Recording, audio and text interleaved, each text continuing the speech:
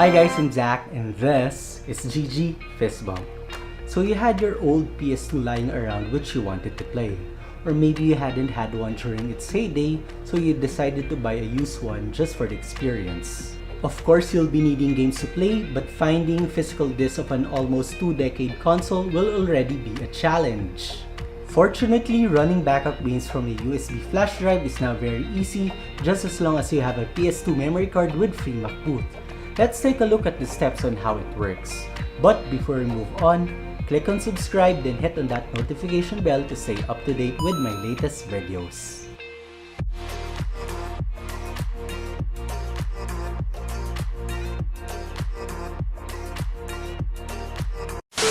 Here are some of the videos that I have done so far, and if you have the time, try checking them out after this video for more gaming content. So for this tutorial, you will need a PS2, a memory card with free Mcboot, and a USB flash drive, preferably USB 2.0 that is formatted to FAT32. Now this method works for all PS2 FAT models and a majority of the PS2 Slim models. Yes, you've heard that right, a majority. Because there'll still be a few PS2 Slim models wherein free Mcboot won't work right off the bat unless you have a mod chip installed to the unit. How would we know if your PS2 Slim is compatible? Check at the back of the console and look for the series model on the sticker. If the model is below SCPH 9XXXX like in my PS2, which has SCPH 70006, then you're most likely good to go. But if you have a SCPH series starting with 9, try looking for the date code, which unfortunately isn't in my PS2, so I'll bring up a different example. So the date code is this alphanumeric code in a small box. If the date code is below 8C, such as 8B or 8A, or a lower number below that, then it is compatible without a mod chip. Anyway, I'll place a link on the description below on the compatibility chart of the PS2 models. Moving on, you don't want to hassle yourself too much on making your own free Mcboot card today because it's already readily available on Amazon or eBay in the US or on Shopee or Lazada in the Philippines. Just go and buy the card to save yourself the trouble. Here's why. To do free Mcboot, you need to have an exploit game like 007 Agent Under Fire and a memory card. And you have to go through the time and effort. If you just buy online, a memory card with free Mcboot would only cost around 500 pesos, which isn't really that bad. The memory card I have here didn't come with free Mcboot. This was actually included with this PS2 Slim, which I bought to use several years ago. I installed the free Mcboot program myself, but not with the latest version. So there will be very slight differences on the interface. But again, if you want to buy a memory card with free Mcboot, that would be the easiest way. To prepare your flash drive, you need to format it to FAT32. Now according to Wikipedia, the maximum file size that can be transferred is 4.29 gigabytes.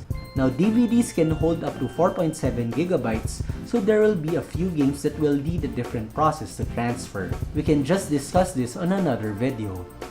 This tutorial is for ISO games under 4.29 gigabytes. Now I won't be giving direct links to games as I wouldn't want this video to get flagged, but here's a tip. Use Google to your advantage. Just search PS2 ISO download and check the first few links that would pop up at the search results. Remember that free Mcboot reads .iso files. Usually when you download ISO files, it will be in .7z, .zip, or .rar. So you will be needing a program to extract the file. I use WinRAR, which is a free program, linked on the description down below. I have a few games prepared already, God of War 1 and 2, Gran Turismo 3, and Tekken Tag. Just click on the compressed file and extract it on your computer. In this case, I'll just place it in a folder in my D drive.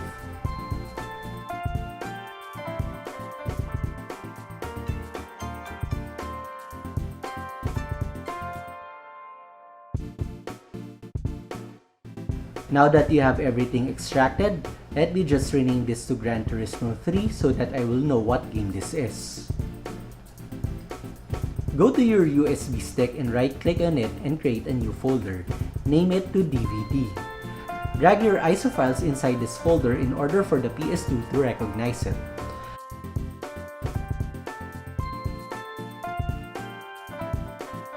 Once that is already done, safely eject your flash drive.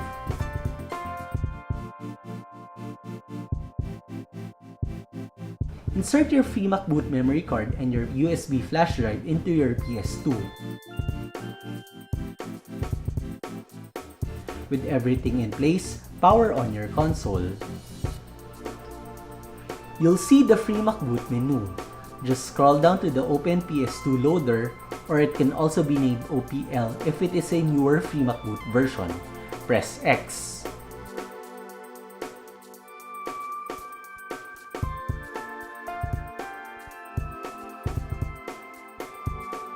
If your list of games shows up, you can now choose which games to play.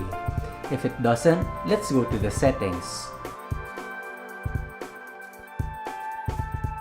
Scroll down to the USB device start mode, then change it from off to manual, or auto if you want to load the games list right away after choosing OPL. Choose OK below to save the settings. Now see that option on the lower right which says Games List? Press circle to bring up the USB device, then press X to start. You can now see the games we've placed. You'd see Tekken, God of War, and Gran Turismo.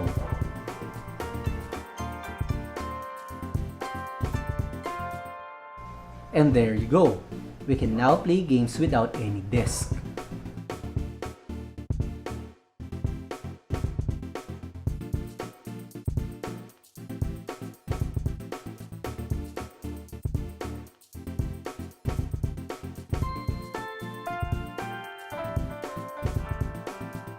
Obviously, the pro of using free Mcboot is that you can now play game backups through USB.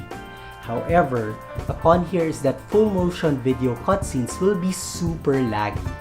This is because the PS2 utilizes the outdated USB 1.1, which makes it slower to read files than USB 2.0 or 3.0. There isn't really a fix for this if you want to use a USB flash drive. The only real way to solve the FMV stutter is by using a hard drive or by burning the game to a DVD disc. But gameplay-wise, it runs okay.